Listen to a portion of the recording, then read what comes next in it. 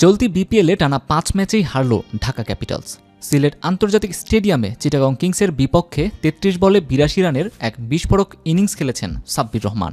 জাতীয় দলের সাবেক তারকা খেলোয়াড় দুঃসময় পেছনে ফেলে ফিরলেও ফেরা হলো না ঢাকার। তারা রইল হারের বৃত্তেই। ১৭৮ রানের টার্গেটটা সফলভাবেই তাড়া করে কিংসরা জিতে নিয়েছে ৭ উইকেটে।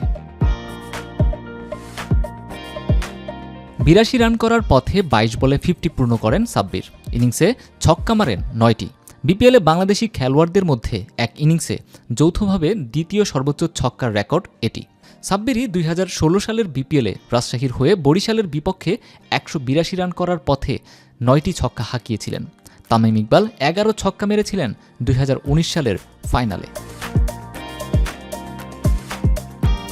তবে সাব্বিরের ইনিংসেও জিততে পারেনি ঢাকা। ওসমান খানের ৩৩ বলে ৫৫, গ্রাহাম ক্লার্ক ৩২ বলে ৩৯, মোহাম্মদ মিঠুন ২২ বলে ৩৩ এবং শামীম পাটোয়ারির অপরাজিত ১৪ বলে ৩০ রানে ভর করে নিজেদের দ্বিতীয় জয় তুলে নিয়েছে চিটাগং কিংস।